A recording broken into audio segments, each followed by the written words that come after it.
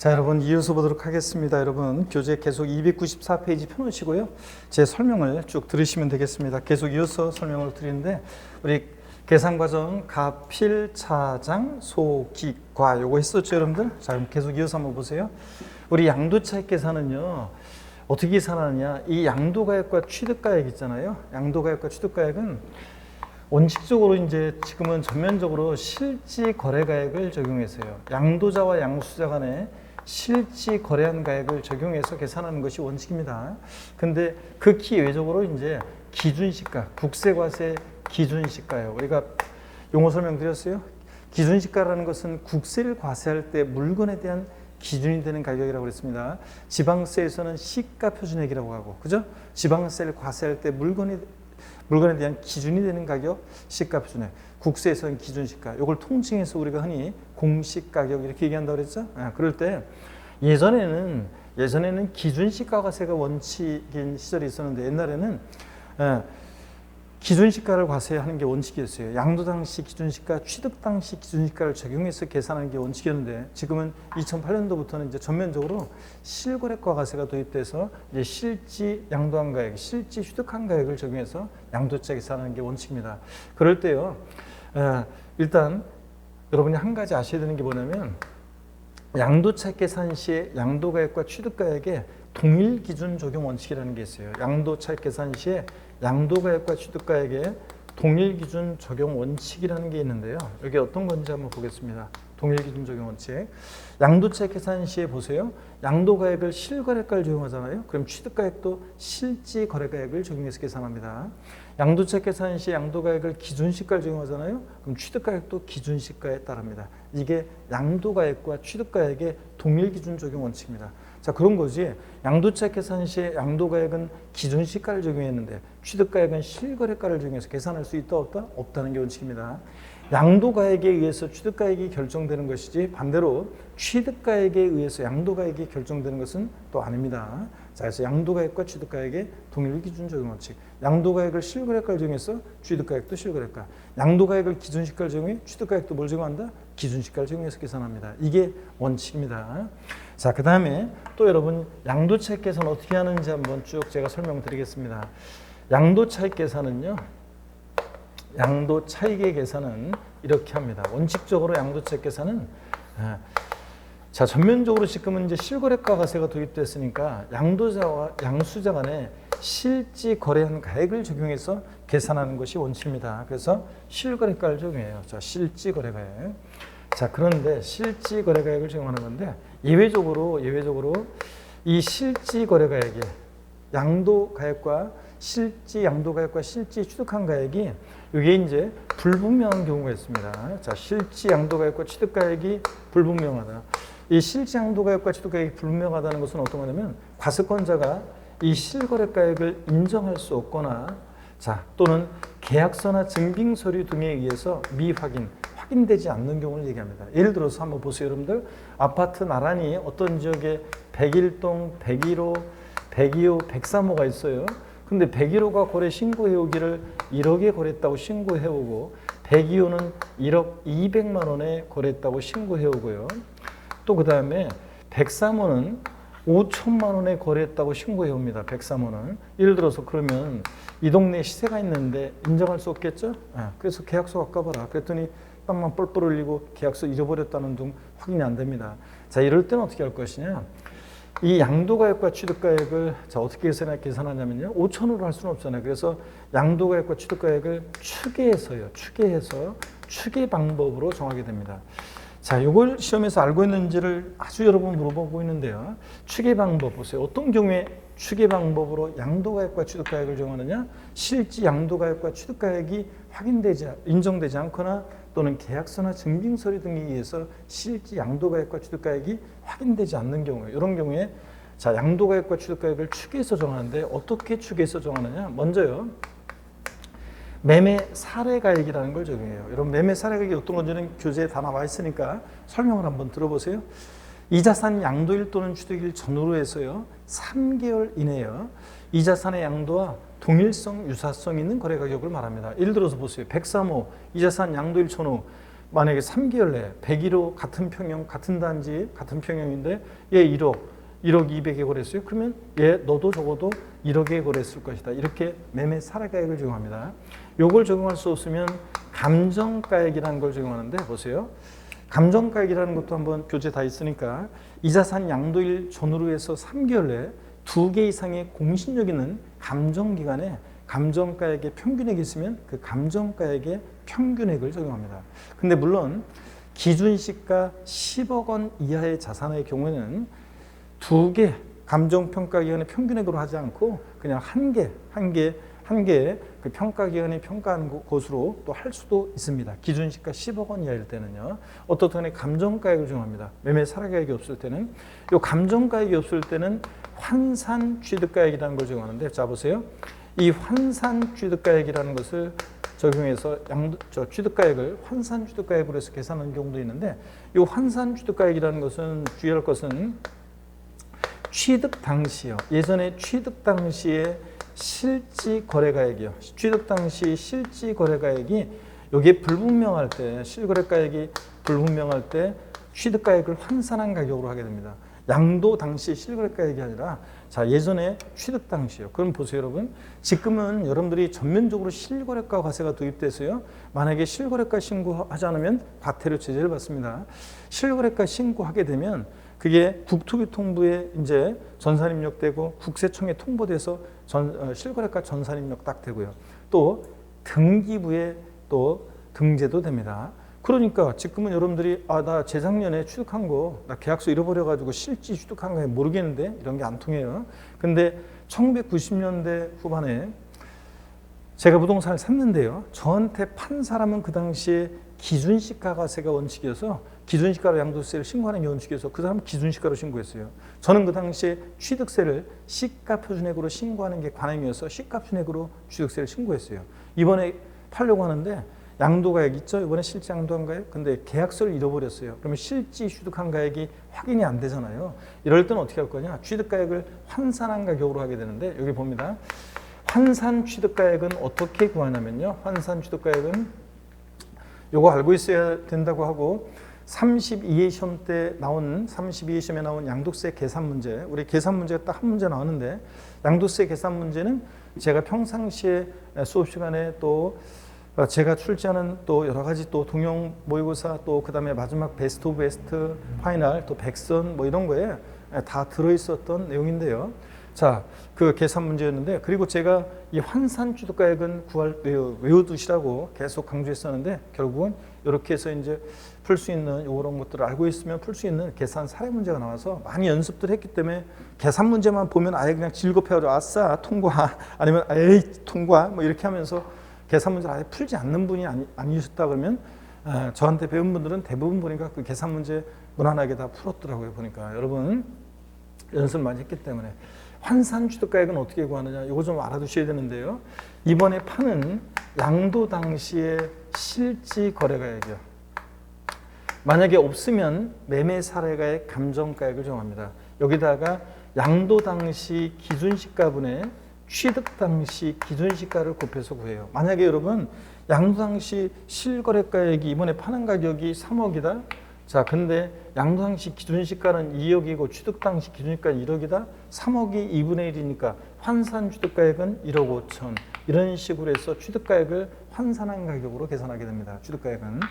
자, 그래서 이렇게 그 다음에 또는 극히 예외적으로 기준시가를 적용하는 경우도 있습니다. 그런데 사실은 우리 같은 납세 의무자가 양도세를 신고할 때는 양도가액이나 취득가액이 불분명하다. 그럴 때 우리 같은 납세 의무자는 매감환을 적용합니다. 그래서 매매사례가액, 감정가액, 환산취득가액을 적용해요. 그런데 우리가 과세 주체가 관할 세무장이 세금 계산할 때는 그 기회적으로 기준시가도 적용하는 경우도 있는데 그래서 우리가 공부할 때는 자 양도가액과 취득가액이 계약서나 증빙서류 등에서 확인이 안 된다. 그러면 매감환 또는 기준시가인데 자 이렇게 뭉뚱그려서 양도가액과 취득가액이 확인되지 않을 때 이렇게 추계해서 이런 순서로 적용합니다. 이 순서는 납세의무자가 정할 수 없어요. 자 그런데 구체적으로 시험에서 여러분들은 그냥 이렇게 알고 계시면 되는데요. 구체적으로 양도가액과 취득가액을 추계할 때 그 추계 결정, 과세권자가 세금 계산할 때 우리는 결정한다고 하고 고치는 걸 경정이라고 하는데 이 추계 결정 경정의 적용 어떻게 하느냐. 이렇게 제가 알려드린 대로 결론만 알아두시면 되는데요. 이거 알고 있는지를 시험에서 여러 번 물어봤는데 자 보세요. 콕 집어서 양도가액이 불분명할 때 양도가액은 어떻게 추계 결정 경정하냐. 그러면 매, 감, 기 순서입니다. 자 보세요. 매매 사례가액, 감정가액, 기준시가를 순차로 적용합니다. 순서 바뀌면 틀려요. 자, 콕 집어서 시험에서 만약에 이번에는 취득가액이 불분명할 때 취득가액은 어떻게 추계 결정 경정하냐고 물어보면 매, 감, 환, 기 순서로 이렇게 추계 결정 경정한다고 알아두시면 됩니다. 자, 이거 알고 있는지를 시험에서 여러 번 물어봤는데요. 매매 사례가액, 감정가액, 환산 취득가액, 기준시가입니다. 그래서 매감한기인데 자, 다시요 여러분들 양도가액 불명할 때는 어떻게 양도가액을 추계 결정 경정한다. 머리 글자를 따서 매, 감, 기.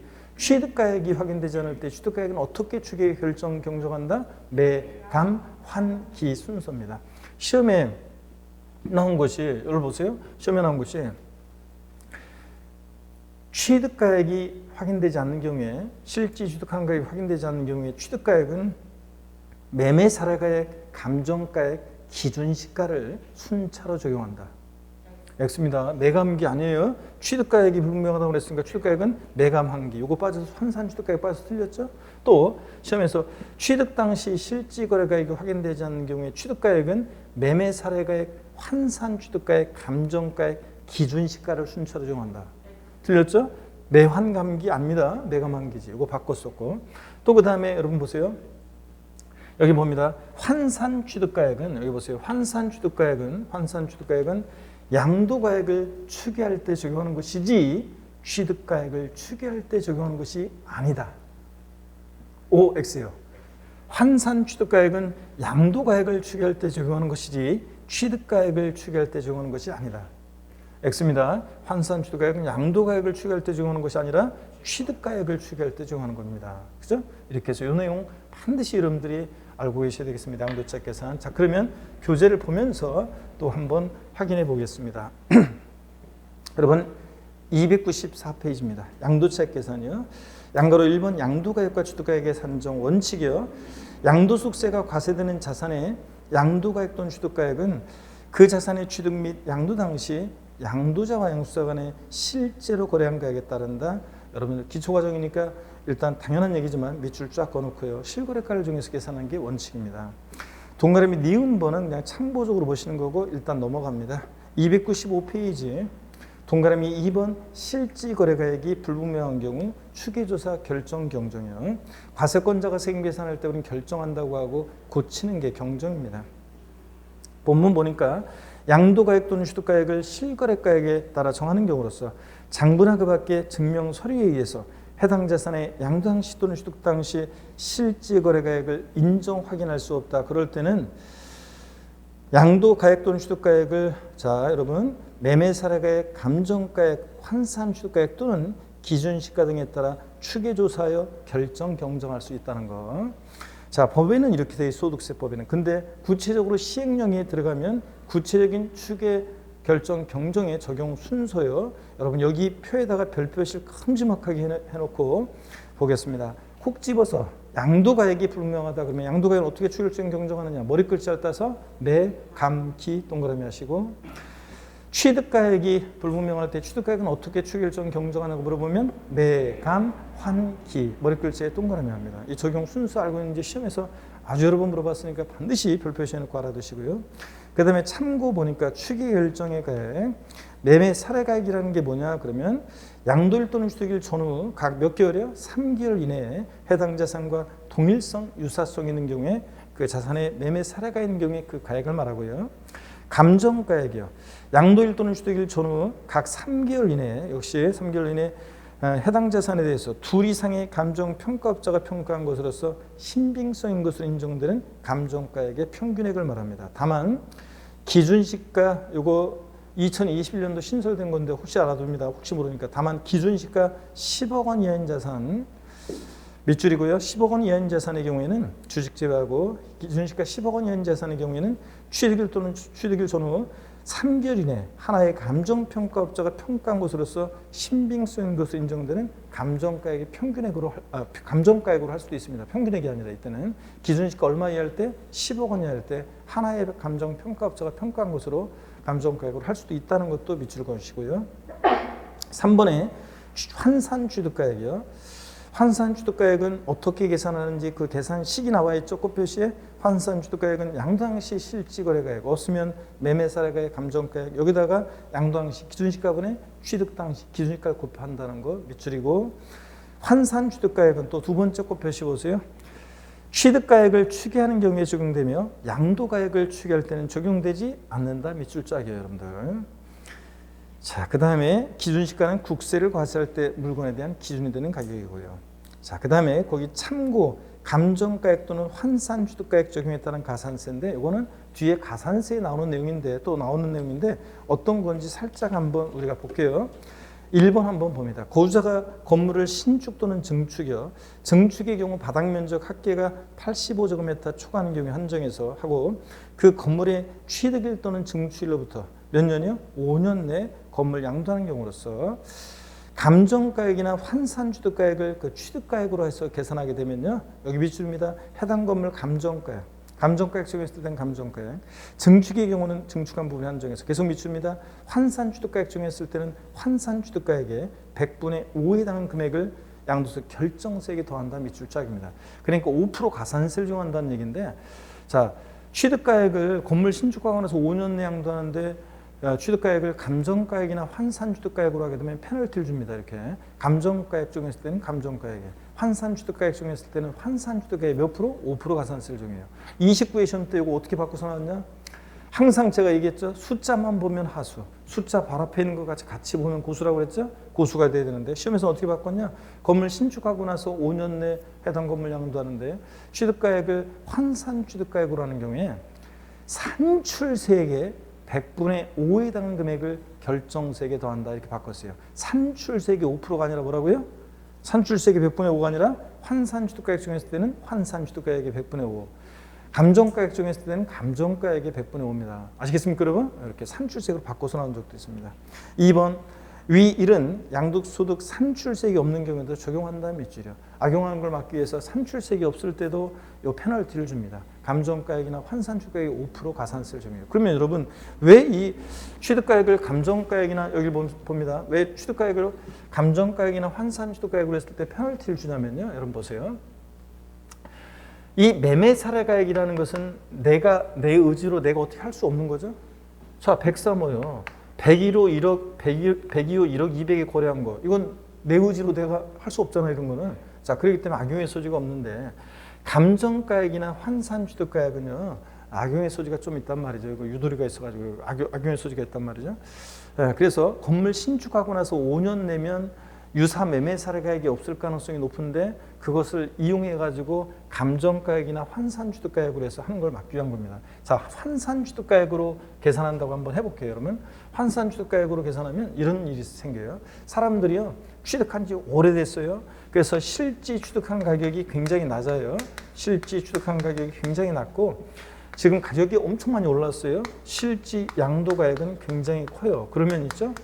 양도체계만큼이죠. 그럼 사람들이 어떻게 하냐면요, 계약서 있는데도 옛날 오래된 것들은 계약서 잃어버렸다고 하고서 일부러 환산취득가액으로 하게 됩니다. 물론 매매사례가액이 유사 매매사례가액이 없어야 돼요. 유사 매매사례가액이나 감정가액이 없다는 전제하에서 일부러 환산취득가액으로 계산하는 경우도 있습니다. 자, 그래서 환산취득가액으로 하면 어떤 일이 생기냐면요, 보세요. 양도 당시 실거래가액은 가격이 많이 올라서 이건 커요, 숫자가. 근데 기준시가는 시세를 미처 못 따라가서 기준시가는 작아요, 여러분. 네? 기준시가. 아유, 보면은 뭐 부동산 가격, 요새 뭐 주택 가격 같은 것도 한참 오를 때 막 몇 달 사이에 막 1억, 2억씩 막 오르잖아요. 자, 그러면 기준시가는 미처 시세를 못 따라가요. 그래서 기준시가는 작아요. 그럼 큰 수를 작은 수로 나누니까 환산취득가액도 크단 말이에요. 그래서 환산취득가액으로 하면 실지 취득한 가격보다 취득가격이 높아져요. 이렇게 높아져요. 그러면 이렇게 높아지니까 양도차익이 이제 이만큼 된 거잖아요. 그래서 양도차익이 이만큼 됐으니까 이 사람은 이만큼 이득 본 거잖아요. 그렇죠, 여러분들? 그렇잖아요. 그래서 취득가액을 높이면 양도가액에서 취득가액을 필요경비 취득가액을 높이면 양도책 줄어들잖아요. 그래서 원래는 양도책 이만큼인데 양도책 이만큼밖에 안 된 거잖아요, 여러분들. 그러니까 이 사람 이만큼 이득 받잖아요. 이렇게 사람들이 잔머리 굴리는 것을 막기 위해서 이렇게 하는 걸 막기 위해서 매매 사례가액은 내 의지로 할 수 없는 거지만 이런 것들은 유도리가 좀 있기 때문에 악용의 소지가 있어가지고 건물 신축하고 나서 5년 내 건물 양도하는데 취득가액을 감정가액이나 환산취득가액으로 하게 되면 산출세가 아니라 감정가액이나 환산취득가액 몇 프로? 5% 가산세를 적용합니다. 자, 이거는 산출세가 없을 때도 이 페널티를 줍니다. 아셨죠, 여러분들? 적용합니다. 그래서 이렇게 이해하시면 됩니다. 자, 그러면 계속 이해해서 가시면요. 296페이지를 보겠습니다. 그럼 296페이지 보시면 양가로 2번 결정경정 시 과세권자, 납세무자가 신고를 안 해요. 그럼 과세권자가 관할 세무상이 다시세금 계산합니다. 결정한다고 하고 납세무자가 신고했는데 잘못 신고했어요. 고쳐야죠. 경정하는 건데 지금은 기초입문 과정에서 안 보고 나중에 보겠습니다. 그리고 양가로 3번과 4번 이어지는 얘기들 어떤 얘기냐면 양가로 3번과 4번부터 쭉 이어지는 얘기는 이런 거예요. 자, 오늘은 자세한 걸 하지 않겠습니다. 여러분 보세요. 이제 양가로 3번과 4번은 이어지는 얘기는 자, 이런 얘기입니다. 양도가액이요. 우리가 이제 실거래가를 과세하는 게 실지거래가액 적용하는 게 원칙이라고 그랬죠. 실거래가 과세가 원칙이에요. 그래서 양도자와 양수자 간의 실거래가를 적용해서 양도책 계산하는 게 원칙이기 때문에 양도가액, 실지 양도한 가액이요. 자, 이걸 총수익 금액으로 해서 여기서 필요경비를 빼는데 만약에 취득가액이 확인이 되잖아요. 그러면 실지 취득한 가액을 적용한다. 실지 취득한 가액을 적용하면 그러면 기타 필요경비는요. 보세요. 기타 필요경비는 자본적 지출액이라는 것과 자본적 지출액과 그 다음에 양도비용 합계액을 양도 직접 비용인데요. 양도비용 합계액을 우리가 필요경비로 합니다.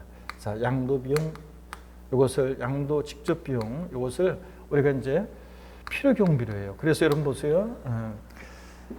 취득가액을 실지 취득한 가액을 적용하면 그때 기타 필요경비는 자본적 지출액이라는 것과 양도비용 합한 금액이 필요경비가 되는데 그럴 때 이제 이 실지 취득한 가액은 어떤 거냐면 그냥 오늘은 자세히 하지 않고 우리가 이제 기본서 강의 들어가면 제가 이제 설명을 드릴 건데 자세히. 자, 오늘은 기초입문 과정에서는 취지만 한번 그냥 듣고 갑니다.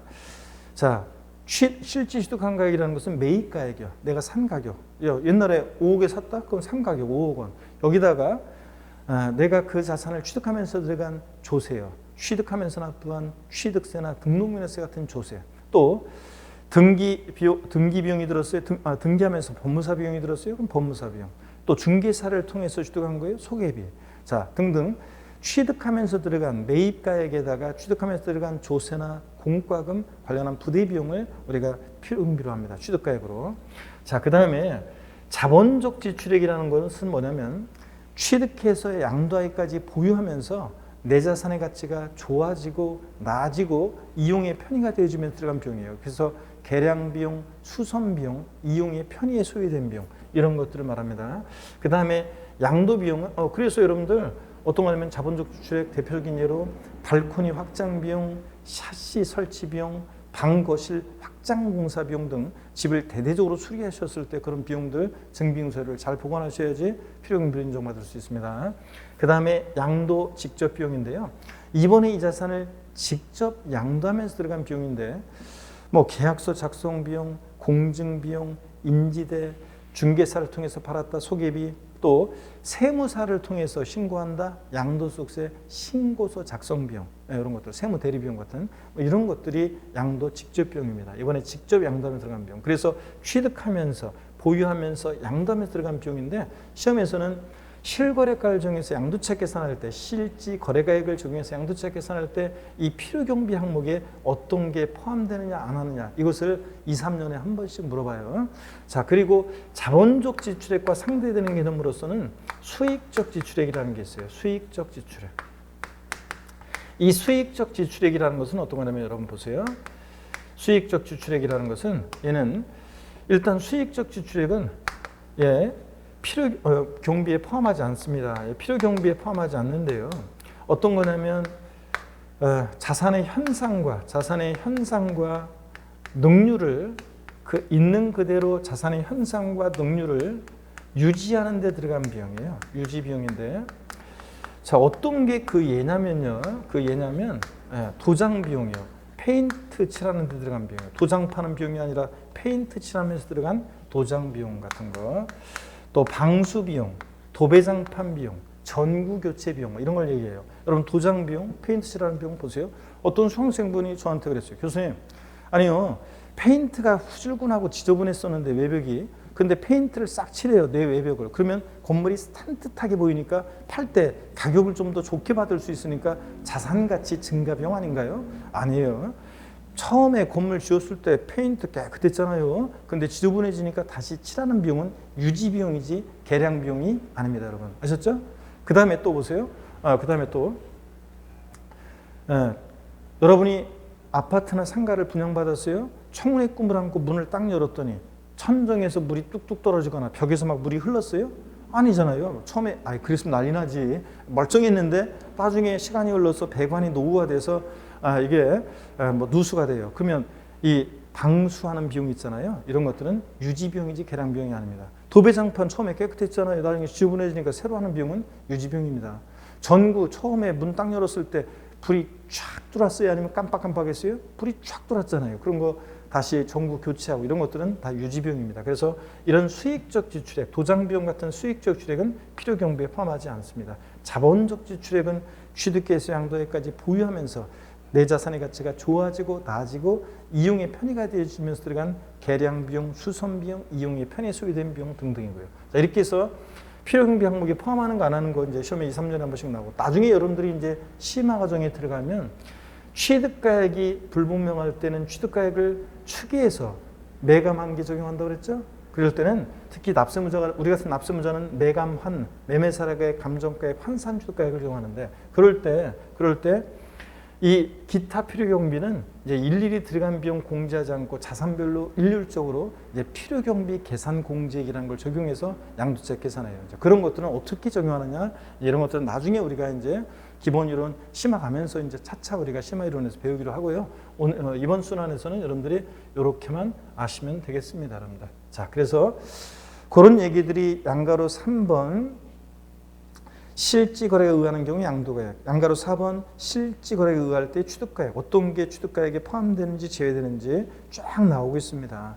그리고 297페이지 양가로 5번 실지거래에 의하는 경우에 필요경비 그래서 자본적 지출액이라는 것.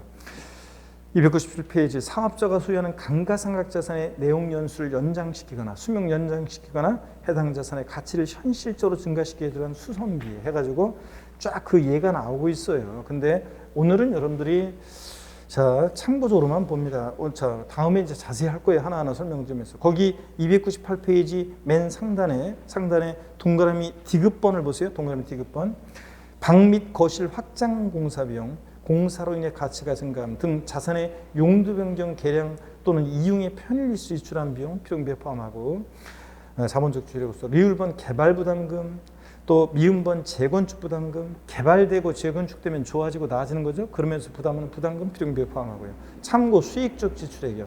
수익적 지출액이란 자산의 현상 유지와 능률 유지 비용을 말하는데 필요경비에 포함하지 않는다는 것 쫙 밑줄이고 어떤 게 그 예냐. 도장 비용, 방수 비용, 도배장판 비용 같은 게 그렇다는 거 밑줄이고요. 자, 됐습니다.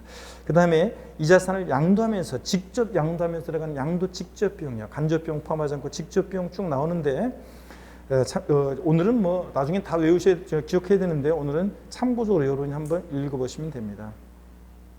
그리고 참고 그래가지고 맨 아래 적격 증빙 등 봅니다.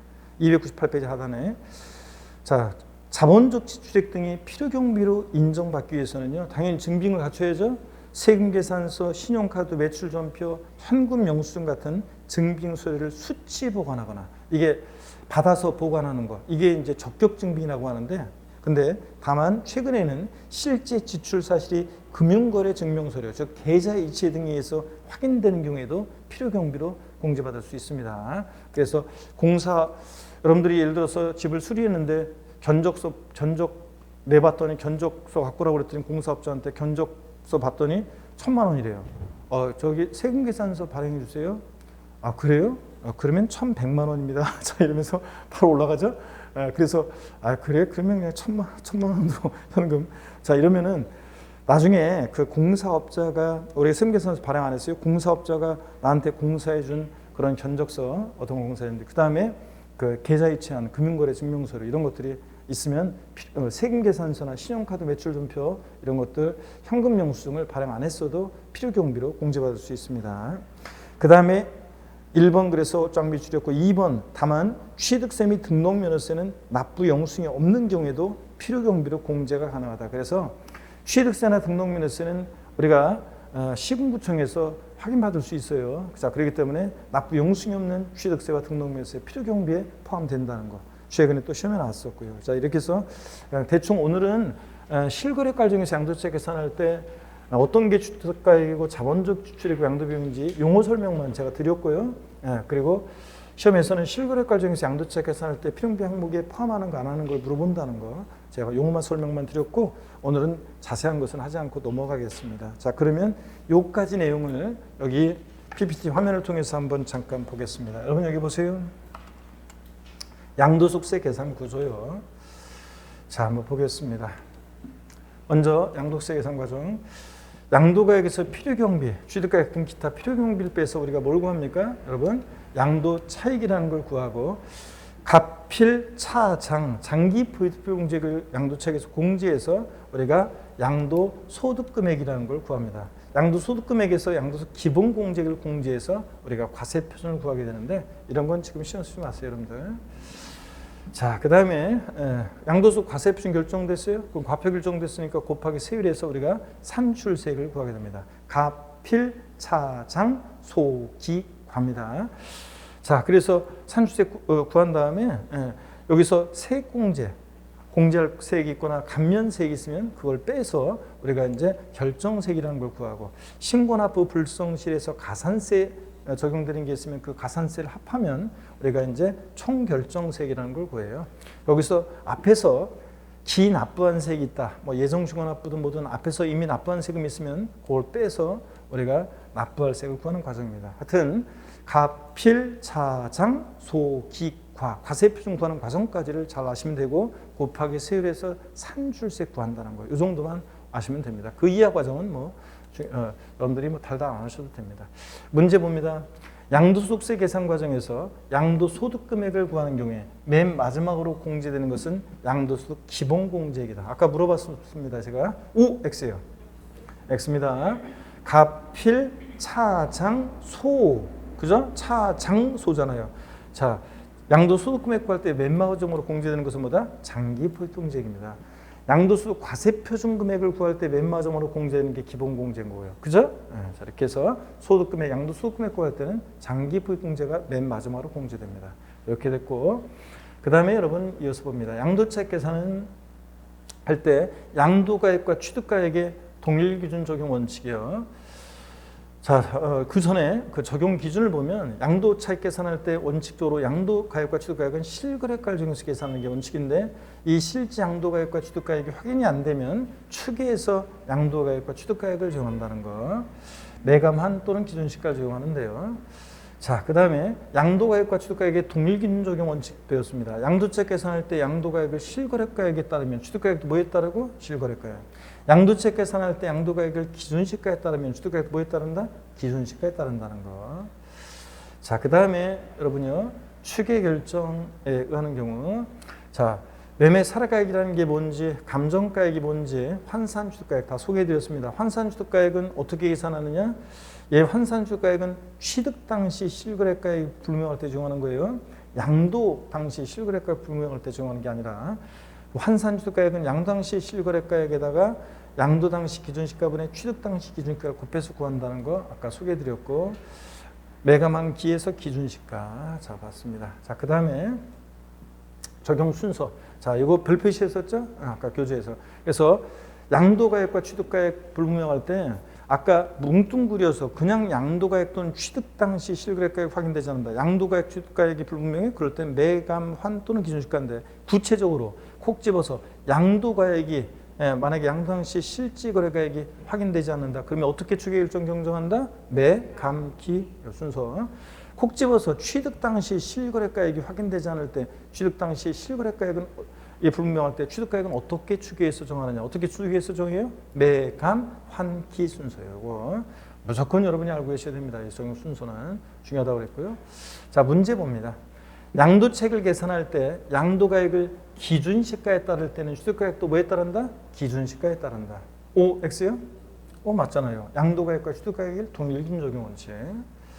자, 그 다음에 또 봅니다. 환산취득가액은 양도가액을 추계할 경우 적용되지만 취득가액을 추계할 때 적용되지 않는다. OX요. X입니다. 뒤집어놨죠 지금? 이렇게 기출이 됐었는데 기출지문인데 뒤집어놨잖아요. 환산취득가액은 취득가액을 추계할 때 적용하는 것이지 매감환기 취득가액을 추계할 때 적용하는 것이지 양도가액을 추계할 경우 적용되지 않습니다. 여러분들. 그렇죠? 이런 거.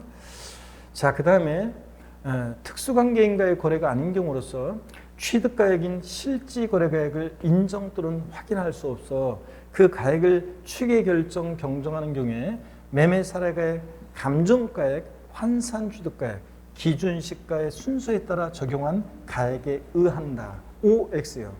기술지문인데 이것도 최근 OX. 자, 여러분 X입니다. 왜 틀렸어요? 지금 취득가액이 아유 죄송합니다. 아이고 이걸 제가 문제를 또 오늘 하여튼 여기 그 뭐죠? 그 아까도 문제 보니까 그 나눠드린 그 메일 정리 노트 그 문제는 제대로 돼 있더라고 아까 그 문제도 보니까. 근데 이거 오늘 왜 이러지 내가 자 요거 맞습니다 여러분들. 이걸 제가 환산취득가액을 뺀다는 게 제가 이걸 원래는 뺐어야 되는데 죄송합니다. 이거 뺐어야 되는데 자 원래 의도는 이걸 빼고 이거 없는 것으로 해가지고 매매사례가액, 감정가액, 기준시가의 순수에 따라 적용한 가액이 한다 이렇게 돼 있어야 되는데 그래서 X로 해가지고 매감, 환기, 환산취득가액 요거 자 빼가지고 기출을 했어야 되는데 기출을 제가 이걸 또 그대로 해버렸네. 참 오늘 어떻게 좀 그렇습니다. 자 그래서 요 환산취득가액 요거 빼야죠 여러분들. 자 이렇게 하고 계속 이어서 보겠습니다. 장기보유특별공제입니다. 자 여러분 여기 보세요. 이제 장기보유특별공제인데 장기보유특별공제. 자 양도차익 계산이요. 우리가 이제 양도가액에서 필요경비를 빼서 양도차익 구했어요. 차장소 양도소득금액 계산하기 위해서 양도차익에서 공제되는 장기보유특별공제입니다. 이것도 이제 설명을 드리면요. 자 이렇습니다. 자 여러분 여기 보시면 양도 장기보유특별공제요. 공제 취지를 한번 볼게요. 아까 제가 그랬어요. 사람들이 장기 보유하는 게 국가적으로 좋다고 그랬잖아요. 그렇죠? 근데 장기 보유하다 보면 여러 가지 문제점이 생겨요. 그런 문제점을 제거하고 장기 보유를 유도하고 우대해주기 위해서 인정하는 게 장기 보유특별공제라고 그랬습니다. 자 그러면 어떤 건지 한번 봅니다. 장기 보유통제 공제 취지를 한번 볼게요. 결집효과 완화, 동결효과 방지 뭐 이렇게 되는데 이게 무슨 말이냐면 여러분 보세요. 양도소득세는 이런 세금이에요. 어떤 세금이냐면 양도소득세는 어떤 자산을 취득해서 있잖아요. 양도하기까지 취득해서 양도하기까지 이 자산을 보유하면서 이 자산을 사용하고 수익한 것에 대한 세금 귀속 부분을 차곡차곡 쌓아놓습니다. 이 자산을 사용하고 수익한 것에 대한 세금 귀속 부분을 차곡차곡 쌓아놔요. 보유기간 동안에.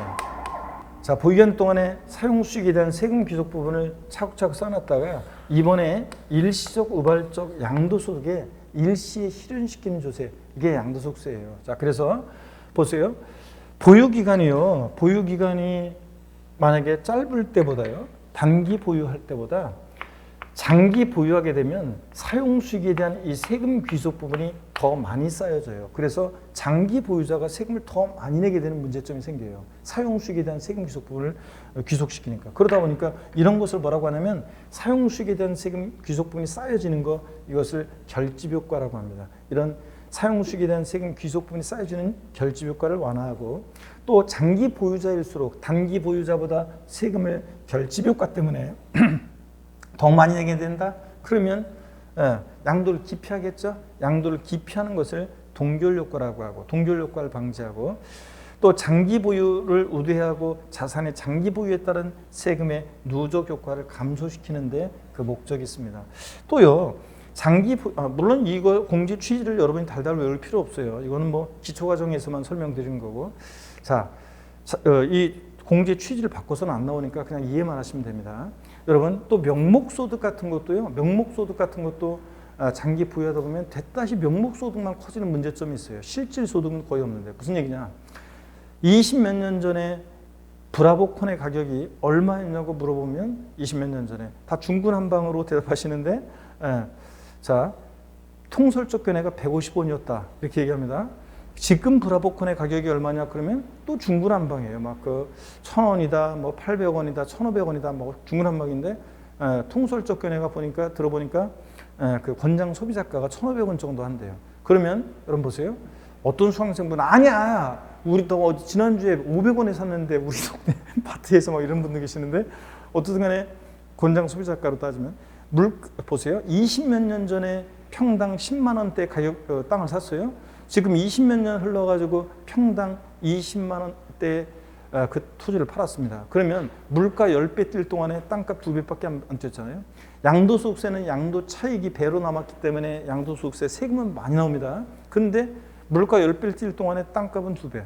세금 낸 거 생각하면 이 사람 망한 거잖아요. 그래서 명목소득만 또 장기 보유하다 보면 커지고 이런 자산의 장기 보유에 따른 세금의 누적 효과 이런 것들을 감소시키고 등등 하기 위해서 장기 보유를 유도하고 우대해주기 위해서 인정하는 게 장기 보유 특별공제다. 이렇게 한번 그냥 취지 보고 가시면 되겠습니다.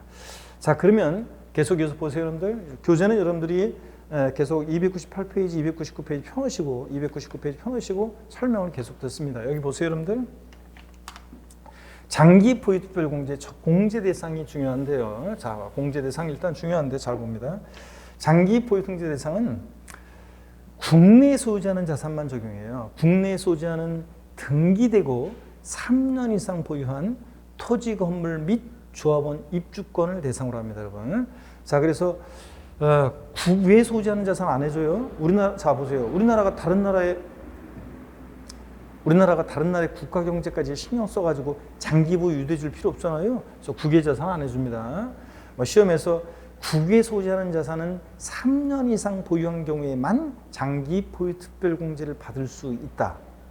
그럴듯하죠? 3년 이상 보유한 경우에만 국외 소재 자산은 장특공제를 받을 수 있다. 아니에요. 3년을 보유했든 10년을 보유했든 국외 자산 안 해줍니다. 또 반드시 등기가 돼야지 미등기 한다면 배제됩니다. 3년 이상 보유해야지 3년 미만 보유한 토지 건물 배제됩니다. 여러분 항상 나중에 지금은 이제 기초과정이라 한번 공제상인 것을 쭉 눈으로 한번 보시는데요. 자 여러분 나중에 무조건 정확히 여러분들이 기억을 하셔야 되는 내용이고 근데 항상 지문에 독립한 문제든 종합 문제 속에서든 지문에 장기 보유 특별공제란 말이 나오면 여러분 항상 저를 보세요. 3년 이걸 머릿속에 딱 염두에 두고 봐야 돼. 항상 지문을 볼 때 3년이란 말을 장특공제 나오면 보자마자 3년 아셨죠? 항상 염두에 두고 문제를 푸셔야 됩니다. 3년 이상 보유해야지 3년 미만 보유하면 배제되고요. 토지건물 조합원 입주권 대상이고요. 토지건물 조합원 입주권 이외 자산은 배제됩니다. 아니에요. 물론 조합원 입주권은 나중에 조합원 입주권은 물론 보세요. 조합원 입주권은 조합원으로부터 취득한 것은 제외되는데 나중에 또 말씀드릴 거고요. 토지는 비사업용 토지 공제상이다 그랬는데 요거 때문에 진짜 제가요 우리가 2021년도 LH 사태 그 부동산 관련해서 무슨 투기 공무원들 투기 어쩌고 해가지고 그때 정부에서 비사업용 토지에 대해서 장특공제 배제하고 또 그다음에 세율도 무겁게 중과세하고 토지 단기 보유했다 그냥 무조건 중과세하고 70% 1년 미만 70% 1년 이상 2년 미만 보유하고 토지 팔면 60%막 이렇게 해가지고 왕창 중과세한다고 해서 입법 예고 나왔었거든요. 그런데 이번 12월 달에 책도 그래서 거기에 맞춰서 책을 다 써놨는데 기본서 다 썼는데 12월 달에 이제나 저제나 고가주택 관련한 것은 12월 3일 날 통과가 되는데 이 비사업용 토지는 뉴스가 갑자기 단독 기사가 하나가 떴는데 이 비사업용 토지에 대해서 너무 중과세를 하다 보면 투기꾼 잡으려고 하다가 일반 국민들이 대다수가 또 잡는 일이 생긴다. 그래가지고 지금 흐지부지 그냥 이걸 하려고 해요. 지금 법안 통과 안 시키려고 하는 바람에 흐지부지 물 건너갔어요. 이번에. 그런 바람에 요거를 또 교재 책 기본서 썼던 거 싹 다 또 바꿔가지고 또 다시 지금 원고 넘어가서 지금 이제 출간 예정입니다. 그래서 비사업용 토지 있잖아요. 자, 이제 공제 여전히 종전처럼 비사업용 토지도 공제 대상이다, 된다, 장특공제 받을 수 있다, 이렇게 일단 알고 갑니다. 물론 중간에 또 법이 바뀔 수도 있어요, 내년에. 그렇지만 일단 그렇다는 거, 비사업용 토지도 공제 대상이 된다.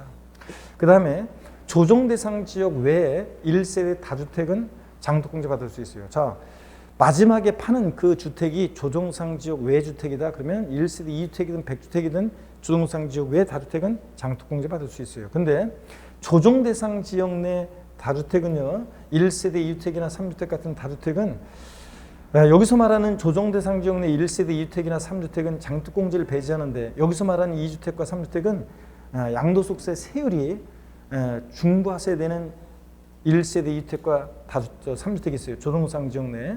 요거는 왜 그냥 조정상 지역 내 다주택이라고 하지 않고 2주택, 3주택을 구별했냐면, 이 조정상 지역 내 중과세되는 2주택과 3주택의 요건이 달라요. 우리가 뭐 자세한 걸 알 필요 없지만 그래서 구별해 놓은 건데, 우리 공부하는 수험생은 그냥 이렇게 하시면 돼요. 조정 대상 지역 내 1세대 2주택 이상 다주택을 양도하면 장특공제 받을 수 있다, 없다? 없다는 거 이거 아시고요. 물론 주택수를 계산할 때 조합원 입주권이나 2주택을 계산할 때 조합원 입주권이나 또는 분양권도, 주택 분양권도 포함합니다. 그러니까 어떤 1세대가 주택 분양권 하나가 있어요.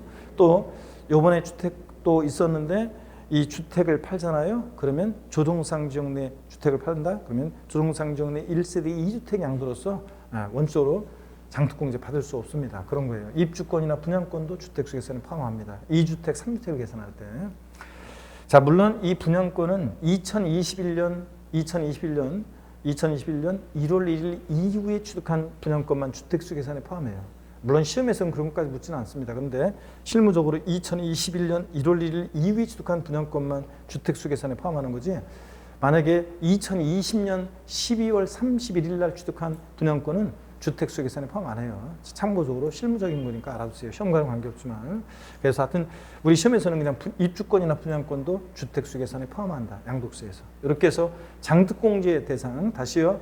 국내 소지하는 등기되고 3년 이상 보유한 토지 건물 및 조합원 입주권이 대상이고, 조정상 지역 외 다주택은 장특공제 받을 수 있고 비사업용 토지도 포함입니다. 대상이에요. 그래서 국외 소지하, 근데 대상인데 장특공제 배제되는 경우 국외 자산 안 돼요. 미등기양도 배제돼요. 3년 미만 보유한 토지 건물 안 돼요. 또 토지 건물 조합원 입주권 이외 양도자산 안 돼요. 조정 대상 지역 내 다주택은 장특공제 받을 수 없다. 아셨죠, 여러분? 이렇게 딱 알아둡니다. 자, 그다음에 어떻게 얼마를 공제하느냐. 이거 아직 공제액은 여러분들이 그냥 참고적으로 한번 봤다가, 지금은 그냥 눈으로 한번 봤다가 나중엔 정확히 기억해야 되는데 오늘은 그냥 참고적으로 한번 봅니다. 어떻게 공제해 주냐. 일반적인 토지 건물은요, 장기 보유등재액은 양도 차익에다가 보유기간별 공제율을 곱해서 구해요. 여러분, 자 보세요. 가필 차장이잖아요. 그러니까 장기 보유등재액은 양도 차익에서 공제하는 건데, 시험에서는 장기 보유등재액은 양도 소득금액의 공제율 정한 보유기간별 공제율 곱한 금액이다. 양도 가액의 공제율 곱한 금액이다. 막 바꿔요. 양도 가액도 아니고 양도 소득금액도 아니고 차장이니까 양도 차익에다가 공제를 적용합니다. 아셨죠, 여러분?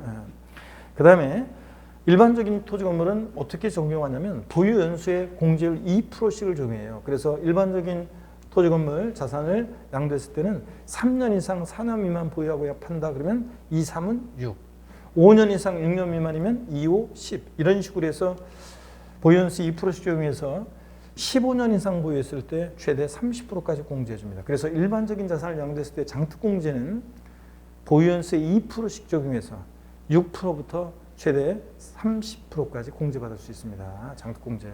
공제를 양도책에다가 공제를 이렇게 해줍니다. 그 다음에 오늘은 편하게 보세요. 근데 양도소득세가 과세되는 1세대 1주택이에요. 여러분, 1세대 1주택은요, 비과세를 아직 안 배웠지만 양도세 비과세 1세대 1주택 비과세는 1세대가 양도를 현재 국내 1주택을 2년 보유하고 팔면 비과세입니다. 다만 조정 대상 지역 내 주택일 때는 2년 보유한 뿐만 아니라 보유한 중에 2년 거주까지 해야지 비과세입니다. 그럼 어떻든 간에 보세요. 장특공제를 받으려면 뭐 3년을 보여야 되잖아요. 근데 2년 보유하면 원래 비과세인데 3년을 보유했는데도 과세가 되는 경우가 있느냐? 있습니다. 어떤 거냐면 나중에 여러분이 배우게 되는 그 논란의 고가주택이에요. 고가주택. 고가주택이라는 건데 고가주택은 1세대 1주택이어도 비과세가 배제되는데 우리 이번에 고가주택 기준이 바뀌었죠? 고가주택 기준이 바뀌었잖아요, 여러분들. 실지 거래가액이, 실지 양도하는 가액이 얼마? 12억 원으로 바뀌었죠? 12억 원 초과하는 주택을 우리가 고가주택이라고 합니다. 그래서 12억까지는 과세가 되지 않습니다. 12억을 초과할 때 과세가 되는 거지. 그랬을 때 고가주택이요. 실지거래가액이 12억을 초과한다? 그러면 1세대 1주택이어도 양도세가 과세가 됩니다. 어떻게 양도세를 계산하는지는 안분 계산하는 것은 나중에 우리가 배울 거고요. 어떻든 간에 고가주택, 실거래가 12억 초과하는 고가주택일 때는 1세대 1주택이어도 양도세가 과세됩니다. 이럴 때 이 1세대 1주택 왕창해 줍니다. 장특공제. 그래서 보유 기간별로 연 4%씩, 거주 기간별로 연 4%씩 각각 해서 합한 게 공제율인데요. 그러다 보니까 양도소득세가 과세되는 1세대 1주택의 장기 보유등재액은 양도 차익에다가 보유기간별 공제율과 거주기간별 공제율을 합한 공제율을 적용합니다. 보유연수의 4%씩, 거주연수의 4%씩 이렇게. 그래서 오늘은 편하게 한번 보세요. 자, 그래서 3년 이상 4년 미만 보유했다 그러면 보유연수의 4%씩 적용한다고 그랬으니까 4, 3, 12 이런 식으로 해서 10년 이상 보유하면 이거 잘렸다 그랬잖아. 10년 이상 보유하면 40%까지 공제를 받을 수 있습니다. 근데요, 보세요. 거주 기간은 3년 이상 거주해야 되는 게 아니라 보유 기간과 달리 보유는 3년 이상에 무조건 해야 되는 거고 거주는 2년 이상만 거주해도 자, 1세대 1주택 장특공제 받을 수 있어요. 그래서 4, 2, 8%. 자, 그래서 합치면 3년 보유, 2년 거주에 따르면 최대 20%부터 해가지고 각각 10년 이상씩 보유하거나 거주하면 각각 40%씩 합쳐서 최대 80%까지 20에서 80%까지 장특공제 받을 수 있습니다. 양도세가 과세되는 1세대 1주택, 고가주택 같은 애들. 아시겠습니까, 여러분? 이렇게 오늘은 눈으로 한번 보고 가시면 됩니다. 자, 문제가 나오는데요. 자, 여러분 교재를 한번 보세요. 그래서 교재 보시면 298페이지 양도소득금액 계산을 위한 장기 보유등재. 양도소득금액은 가필 차장이죠. 양도차익에서 장기 보유등재액을 공제해서 구하는 거고요. 299페이지 의의는 그냥 참고적으로 읽어보는 거고요. 적용 대상 봅니다. 장특공제 적용 대상 장기 보유등재는 토지 건물로서 등기되고 보유기간이 3년 이상인 것 및 부동산을 취득할 수 있는 권리 중에서 조합원 입주권, 가로도 밑줄인데요. 조합원으로부터 취득한 것은 제외합니다. 자, 조합원으로부터 취득한 것은 제외하는데 어떤 거냐면 여러분 보세요. 조합원으로부터 취득한 것은 제외한다고 되어 있는데 어떤 거냐면 이런 겁니다. 여기 봅니다. 잠깐만요, 여러분들. 조합원으로부터 취득한 것은 제외한다고 되어 있는데 이건 그냥 넘어가서 오늘은 나중에 제가 자세히 여러분들이 관리처분계획 인가가 뭐고 공법에서 막 그런 것 좀 배우고 오면 나중에 알려드릴게요. 오늘은 그냥 넘어갑니다. 자, 양가로 3번 적용 대상, 배제 대상 여러분들이 별표시해 놓고 적용 대상과 적용 배제 대상을 꼭 기억하셔야 되는데 미등기 양도하면 배제된다고 그랬고 구계제 소재 자산 배제하고 3년 미만 보유한 토지 건물 배제하고 4번, 5번, 6번, 7번은 조정 대상 지역 내 1세대 2주택이나 3주택 이상 다주택자 장특공제 배제한다는 얘기가 쭉 나와 있습니다. 분양권과 입주권은 주택수 계산할 때 포함하고요. 그 다음에 양가로 4번 공제액, 일반적인 이유 공제 어떻게 되는지 거기 나와 있죠. 장기 보유등재액은 양도 차익에다가 보유기간별 공제율 곱해서 구한다는 거. 넘어갑니다. 300페이지요. 일반적으로는 보유연수의 몇 프로씩? 2%씩 적용해서 표를 보니까 3년 이상 4년 미만 보유하면 2, 3은 6 이런 식으로 해서 15년 이상이면 30%까지 6에서 30%까지 장특공제 공제를 적용합니다. 양도 차익에다가 동그라미 2번 양도세가 과세되는 1세대 1주택 뭐 어떤 게 이 예라고 그랬어요? 고가주택 대표적으로. 고가주택 같은 애들은 보유 기간별로 연 4%, 거주기간별로 연 4%씩 적용해서 공제합니다. 그래서 보유기간별 공제율과 거주기간별 공제 합한 공제율이다. 그래서 이런 식으로 표처럼 공제합니다. 최대 80%까지 공제받을 수 있습니다. 보유도 10년 이상, 거주도 10년 이상이면 최대 80%까지 공제해줍니다. 됐고요. 301페이지. 오늘은 장특공제는 자세히 정확히 이해하려고 하지 말고 그냥 이렇게 아 이런 식으로 장독공제 대상인 것과 아닌 거 공제는 이런 식으로 해주는구나 한번 오늘 가볍게 보고 가면 됩니다. 나중에 정확히 이제 다음 순환부터 기억하시고요. 301페이지 양도소 과세표준 계산을 위한 기본공제입니다. 자 펴놓고 문제 한번 풀어봅니다. 여기 보시면 문제를 바로 풀어보는데 1세대 1주택 요건을 충족한 고가주택 보유기한이 2년 6개월이 과세되는 경우 장기 보유특별공제가 적용된다. OX요. OX. X입니다. 왜 틀렸습니까? 그렇지. 항상 장기 보유특별공제 나오면 뭘 기억해? 3년 보유 염두해 주셔야죠. 보유기한 2년 6개월이니까 받을 수 없습니다.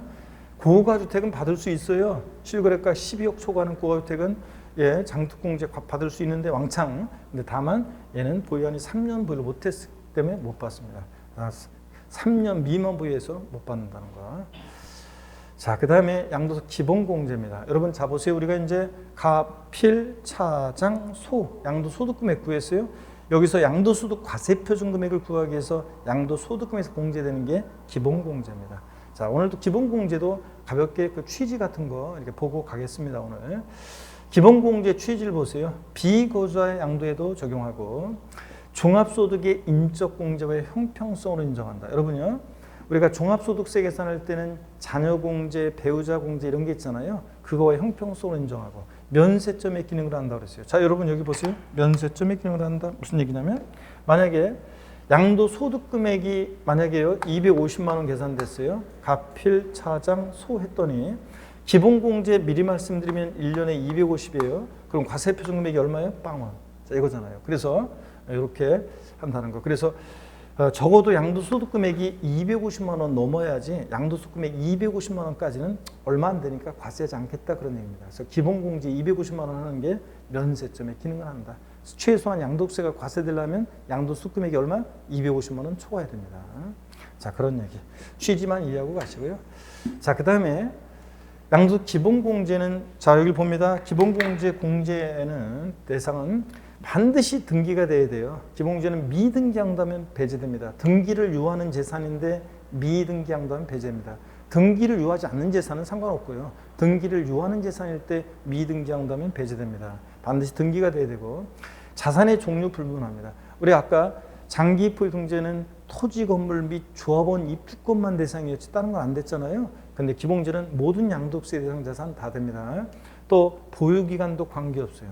아까 장특공제는 몇 년 이상 보유했어야 돼? 3년 이상. 근데 기본공제는 보유기간 관계없습니다. 1개월 보유했던 뭐 무조건 받을 수 있습니다. 보유기간 관계없어요. 그래서 자산의 종류 보유기간 관계없이 공제 받을 수 있습니다. 또 양도 기본공제는요 국외자산도 돼요. 아까 장특공제는 국외자산 안 됐잖아요. 기본공제는 국외자산도 되고 또 아까 조정대상 지역 내 다주택 장특공제 배제했죠. 기본공제는 조정대상 지역 내 다주택도 받을 수 있어요. 그러니까 양도 기본공제는 자, 잘 보세요 여러분들. 잘 보셔야 되는데 미등기 양도만 아니면 싹 다 깔아줍니다. 그래서 다시 여러분들 뭐만 아니면 미등기 양도만 아니면 싹 다 깔아줍니다. 그래서 등기 유하는 재산인데 등기를 했는데 기본공제 배제된다 그러면 무조건 틀려요. 기본공제는 자산의 종류 보유기간 관계없이 국외재산이든 뭐든 조정상정의 다주택이든 뭐든 어떻게 한다? 싹 다 깔아줍니다. 여러분 한번 기억하시고요. 소득별로요. 각각 연 250만 원을 공제하는데 이때 소득은 어떤 소득을 얘기하냐? 여기요. 가필, 차장, 소, 기과니까 양도 기본공제는 이 양도 소득금액별로 소득금액에서 공제되는 게 공제니까 소득금액별로 각각 공제합니다. 자, 어떤 소득과 어떤 소득을 구별해서 각각 1년에 250만 원씩 공제하느냐. 잘 보세요. 토지, 건물, 부동산에 관한 걸 기타 자산 이런 거 전부 합친 양도소득금액에서 1년에 250. 토지, 건물, 부동산에 관한 걸 기타 자산은 전부 다 합쳐서 250이에요. 1년에. 토지도 팔고 건물도 팔고 기타 자산도 팔았다. 전부 합쳐서 1년에 250만. 그 다음에 주식 출자 지분에서 또 250만 원. 또 파생상품 양도소득금액에서 1년에 150. 또 신탁 수익권 양도소득금액에서 1년에 150이에요. 그러니까 어떤 사람이 부동산도 팔고 주식도 팔고 파생상도 팔고 신탁 수익권도 팔았어요. 같은 연도에 국외에서 없고 국내에서만. 자, 그러면 최대 얼마까지? 1,000만 원까지 기본공제를 받을 수 있습니다. 여러분들. 아셨죠? 네, 이런 거고.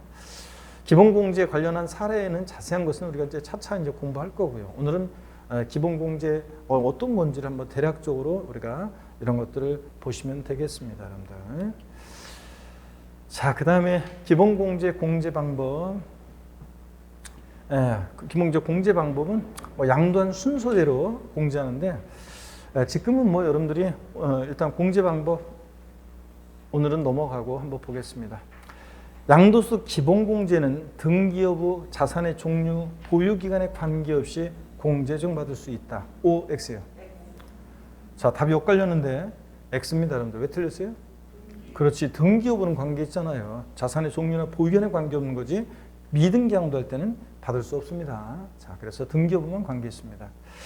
자, 그 다음에 양도세 납세 절차입니다. 그리고 기본공제 오늘은 여러분들이 의 취지 설명드렸고, 공제 대상 양가로 2번 밑줄입니다.